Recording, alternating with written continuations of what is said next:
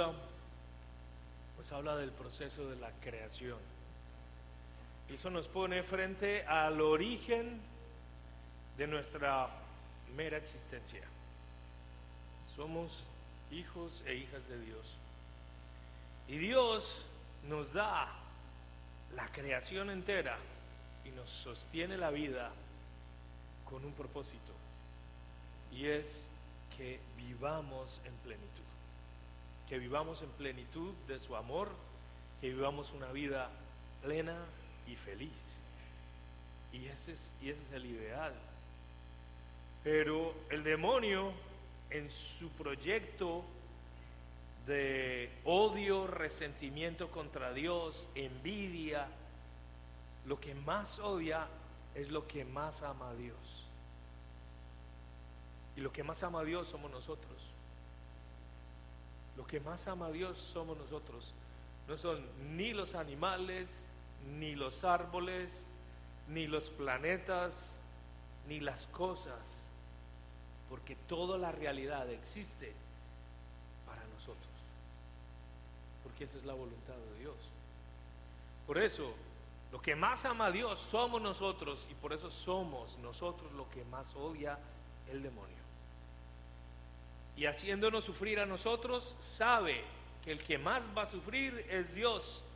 Por eso viene e infunde el pecado en el corazón del ser humano para desbaratar la conciencia, la vida, las acciones.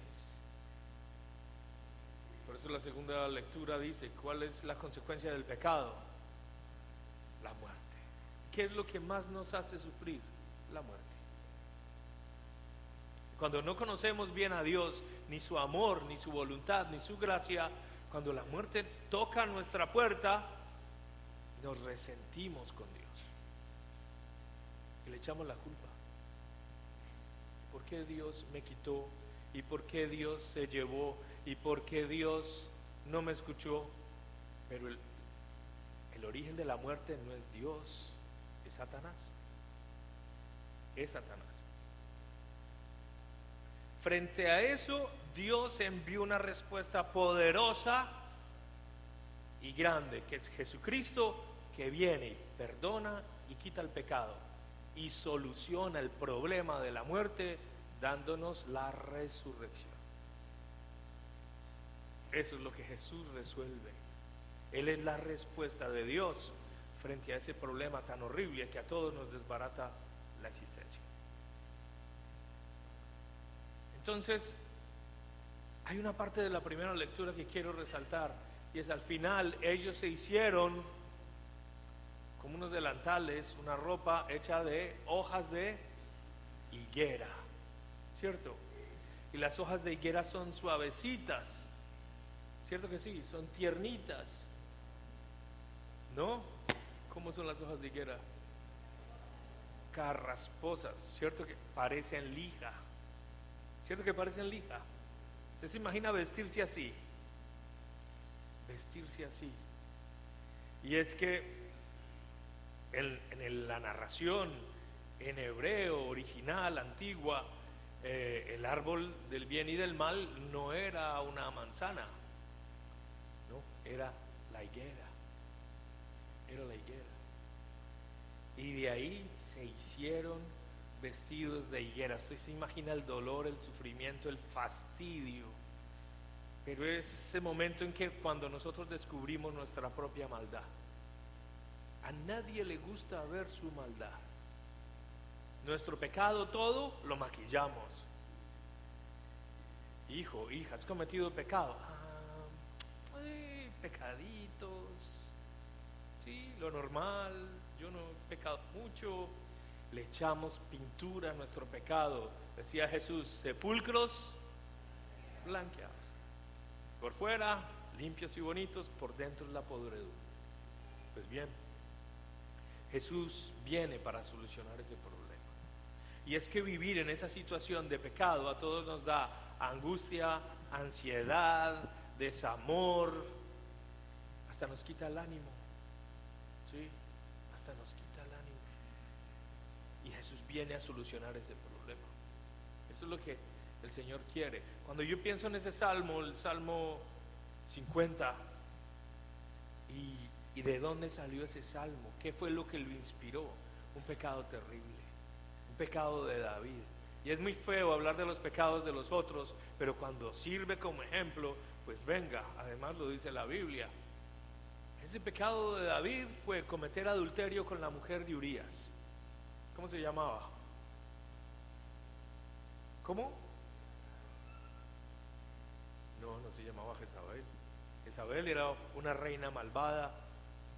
¿Sí? ¿Cómo se llamaba ella? La mujer de Urías. ¿Quién? Lía, tampoco. Ay, Dios mío, ¿dónde están los que saben Biblia? A ver. ¿Cómo se llamaba la mujer de Urías? La mamá de Salomón. ¿Ah? ¿No se acuerdan? Dios mío, Jesucristo, ¿dónde estoy? ¿Dónde estoy? ¿Sí ve cómo es importante los cursos de Biblia? ¿Cómo? Era una mujer bella, la describen perfecto y la nombran 10,000 veces. Ahí les dejo de tarea porque yo tampoco me acuerdo.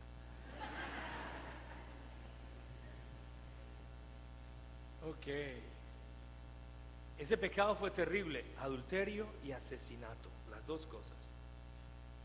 Cuando el profeta hace ver a David ese pecado tan horrible, él vuelve en sí mismo y hace este salmo tan bello, tan poderoso.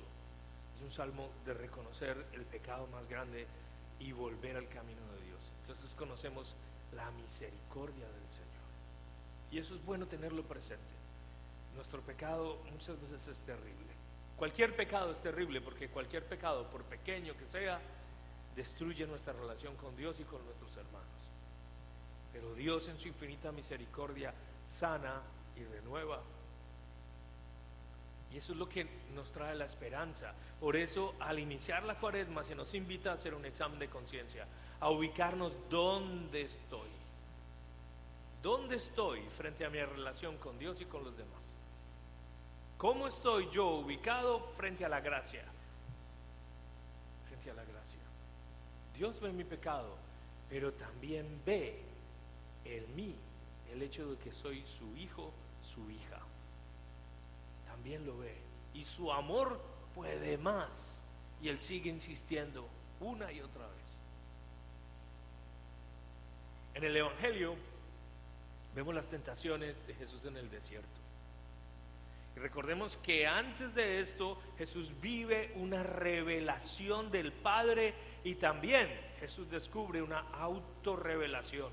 Él se revela a sí mismo, adquiere conciencia de que es Dios, el Hijo de Dios. ¿Cómo así? ¿Es que Él no sabía? Sí, Él sabía, pero lo fue descubriendo poco a poco. Poco a poco, como ser humano, Él fue descubriendo esto, que Él era Hijo de Dios. Y tenía momentos de mayor evidencia. Recuérdense cuando se perdió en el templo y le dice a José y a María: no saben que tengo que estar en las cosas de mi Padre. Y Él poco a poco fue entendiendo y fue descubriendo. Y llegaba momentos en que estaba incluso perdido. Cuando le dijo a María: mujer, todavía no ha llegado mi hora, yo no puedo hacer ese milagro, todavía no. Y ella le dice: ¿cómo así, Señor? Ya, a lo que vino, hagan lo que les diga. Y lo puso en evidencia. Ella le ayudó, gentilmente, pero le ayudó. ¿Sí? Entonces Jesús en ese momento recibe toda la fuerza del Espíritu Santo y el Padre habla y dice con toda claridad: ¿quién es ese? Tú eres mi Hijo en quien tengo mis complacencias. Y esa es la plenitud del conocimiento de Jesús de sí mismo. Dice: ya empieza a lo que he venido. Entonces va al desierto a purificar sus intenciones, a poner su voluntad y su libertad frente a Dios. Va un momento a ponerse claramente en plena libertad a lo que Dios le está llamando. Y eso fue lo que hizo Dios con el pueblo de Israel. Al sacarlo de la esclavitud de Egipto, lo lleva al desierto y allí lo purifica, porque en el desierto el pueblo aprende a confiar única y totalmente en Dios, porque depende de Él en todo, para la comida, para el agua, para que los defienda, para que los guíe. Aprende a conocerlos. En el desierto se purifica la intención, en la soledad, en el silencio, sin nadie más. Dios conmigo y yo con Él. Y ahí Jesús viene a enfrentarse como ser humano a las tentaciones. ¿Qué es lo que pretende Satanás con las tentaciones? Sacarte del proyecto de Dios para tu vida. Dios tiene un plan de salvación. Dios tiene un plan de amor para ti. Dios tiene una vida trazada de felicidad y amor para ti. Y eso al demonio no le gusta. Tiene celos, tiene rabia, quiere destruir esa relación tuya con Dios, y por eso él introduce la mentira y la trampa. ¿Qué es la tentación? Tratar de mostrarte algo mejor, aparentemente, para sacarte del plan de Dios. Y el plan de Dios para Jesús es nuestra salvación. Entonces saquémoslo del plan de Dios. Hagamos que no haga el plan de Dios como debe ser. La primera tentación: convierte estos panes en estas piedras en panes. Convierte estas piedras en panes. ¿Cuál es la necesidad? Una necesidad absolutamente natural. Tengo hambre, quiero comer. ¿Sí? ¿Por qué no? Si tengo el poder para hacerlo. Pero el poder de Dios no es para ejercerlo fuera de la voluntad de Dios. ¿Sí ve? El ayuno tiene un sentido: purificar mis intenciones. Al hacer eso, Jesús estaría normalmente, fácilmente, con toda validez, satisfaciendo una necesidad, el hambre. Sí, pero fuera de la voluntad de Dios. Por eso Él viene con la palabra y responde. ¿Sí? No solo de pan vive el hombre, sino de toda palabra que sale de la boca de Dios. Y vence esa tentación, sigue en el plan de Dios. Y la segunda tentación lo lleva a lo más alto del templo y le dice: lánzate, los ángeles te van a recoger. ¿Y cuál será el efecto de eso? ¡Wow! Un milagro grande, este es poderoso, este sí es el Hijo de Dios, ahora sí lo vamos a seguir, ¡qué bueno! Eso es lo que el demonio le propone a Jesús. Pero al proponerle eso, le está quitando el plan, que es la voluntad de Dios, del camino. ¿Cuál es? La cruz. Al hacer eso, Jesús no tendría que pasar por la cruz, no tendría que morir, ni sufrir, ni tortura, ni humillación, ni hambre, ni todo lo que sufrió. Sería muy bueno que todos lo aceptaran, wow, pero no estaría haciendo la voluntad de Dios. Viene Jesús y vence esa tentación. Y la tercera es el poder. Te voy a dar todo lo que tú quieras. Te voy a hacer el hombre más poderoso del mundo entero. Te lo voy a cumplir. ¿De qué sirve a un ser humano ganar el mundo si al final pierde su alma? ¿Dónde hemos visto esos ejemplos bien grandes? Los narcos, ahí está. Vidas llenas de dinero, de poder, de riqueza, que al final, ¿a quién le sirvieron? A nadie, porque ni siquiera ellos fueron felices. ¿Cuántos muertos de la familia? ¿Cuántos asesinatos? ¿Quién puede vivir tranquilo y disfrutar del dinero cuando tiene esos remordimientos de conciencia? Por eso todos terminan mal. El que no termina en la cárcel termina muerto o enloquecido. ¿Sí? ¿Qué le sirve al ser humano ganar el mundo entero si pierde su alma? ¿Cuántos documentales hay sobre las personas que se han ganado la lotería? ¿Sí? Y los van siguiendo. Y este se ganó la lotería, el momento más feliz, se le van a cumplir todos sus sueños y empiezan a gastar y esto y lo otro, y al final se dan cuenta que perdieron la familia, perdieron la salud, perdieron los amigos, se encuentran solos, abandonados, y al final la mayoría de todos los que se han ganado la lotería dicen: fue lo peor que pudo haber pasado en mi vida. Porque cuando nos alejamos del plan de Dios para nosotros, entonces perdemos la acción de su voluntad. Eso no significa que Dios no quiere que yo sea rico, no. Dios bendice el trabajo honrado y bueno, y Dios bendice y provee y da más, porque somos administradores de la gracia de Dios. Entonces, hoy Jesús nos está mostrando cuál es el plan de Satanás: sacarnos de la voluntad de Dios. Pero Él nos demuestra también que recuperando nuestra libertad, nuestra capacidad de decir no, sanando nuestra voluntad, volviendo constantemente a nuestra relación con Dios, podemos vencer al mundo. Y eso es lo que nos invita el Señor. Yo he vencido al mundo, ustedes también pueden hacerlo. Y no estamos solos en ese proceso, tenemos la gracia. Por eso vivamos con plena intensidad lo que la iglesia nos pide en esta cuaresma: ayuno, oración y limosna. Esas tres cosas nos ayudan a recuperar nuestra voluntad, nos hace firmes, nos vuelven a colocar en el camino de Dios, nos hacen generosos y replantear las cosas. Ok, antes de terminar un minutico, hoy me pasé un poquito más. Ok, hablando de ser generosos, esto me toca decírselos. Estamos en emergencia económica en la parroquia. ¿Sí? La tormenta que sucedió el año pasado, desbarató muchas partes del techo. Tuvimos que gastar $34,000 en reparaciones. Tuvimos una ruptura de un tubo que casi 2 meses no se pudo reparar, y eso implicó $20,000 de gastos. O sea que eso hace $54,000 que tenemos un hueco. Eso rompió nuestro presupuesto, ¿sí? Y todo ha subido. Subieron los salarios. Aquí los empleados hace un año la mayoría estaban de medio tiempo, por eso la oficina estaba casi siempre cerrada, ¿sí? Ahora pusimos a esos empleados de tiempo completo, y hubo que pagarles sueldos justos y empezar a pagar aseguranzas, seguridad social y todo lo que implica la ley, los impuestos de las casas que compramos pensando en la futura construcción.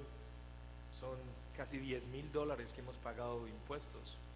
El hecho es que tenemos un hueco en el presupuesto de $92,000. ¿Qué pasó con eso? Pues empezamos a apretarnos el cinturón, ¿sí?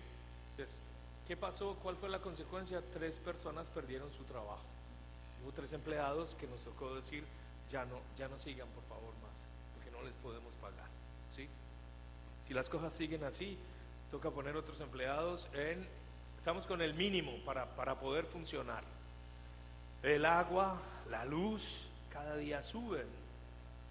Y cuando estaba yo firmando las cartas para enviarles a ustedes, en las cuales les damos las gracias y les damos la carta para que deduzcan lo que ustedes nos dieron de impuestos, nos damos cuenta que muchísima gente en todo el año, muchísimos, no dieron más de 10, 20, 30, 40, $50 en todo un año, ¿sí? Y tal vez nos está pasando lo que pasó en un pueblito, que iba a ir el rey de visita, y viene el rey, ¿y qué vamos a hacer? No, vamos a hacer un banquete para el rey. Y bueno, ¿y qué hacemos? No, pues pongamos vino, que todo el mundo saque el mejor vino que tiene.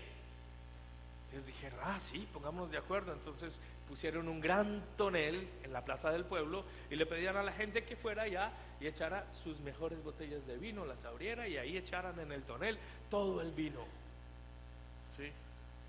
Pero le dice Luis a María: hija, ¿sabe qué? Yo no voy a gastar este vino tan bueno para dárselo al rey y a todos los que vienen. Así como las botellas son oscuras, las llenamos de agua y ponemos agua ahí adentro. Así no hay problema, nadie va a notar. Un poquito de agua dentro de todo ese vino no se nota.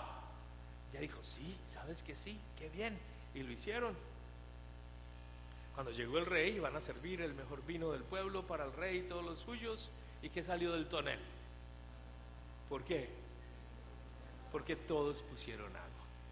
Y aquí pasa algo parecido. Yo doy $1, $2, $3, otros dan más, eso ni se nota. Con este $1, pero llevas tal vez, no sé, muchos años dando $1, o $2, o 3, pero todo lo demás sube, salarios, gastos, mantenimiento, etcétera. Si ustedes se dan cuenta, hemos estado haciendo un esfuerzo muy grande para embellecer la parroquia, ¿cierto? Para ponerla linda, para poder que sea más funcional, para poder que esté bella y digna para todos nosotros. Esta es nuestra casa. Y muchos pensarán, no, la diócesis da dinero. ¿Sabe qué? Vinieron los de la diócesis, estuvimos casi 2 horas, estuvieron analizando cada gasto, cada cosa. El presupuesto es este. Si la economía no mejora en la parroquia, en junio dejamos de ser operativos. En junio ya no tenemos con qué pagar ni salarios, ni servicios, no podemos seguir operando. Y ellos no nos dijeron, tranquilo padre, les vamos a dar esta donación, no, fresco, o aquí no hay ningún millonario que nos esté dando, ni las iglesias ricas que están vecinas tampoco, aquí todo depende de nosotros.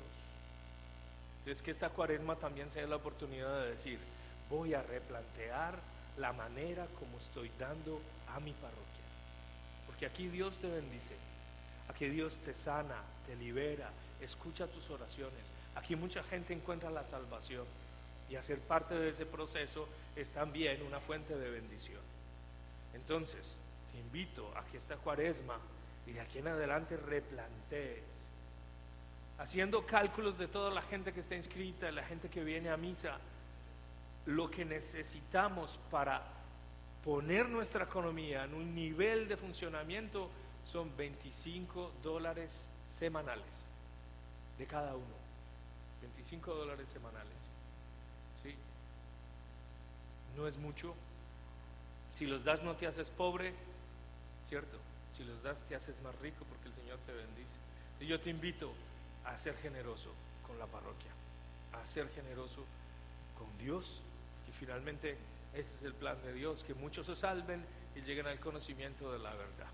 Muchas gracias, Dios les bendiga.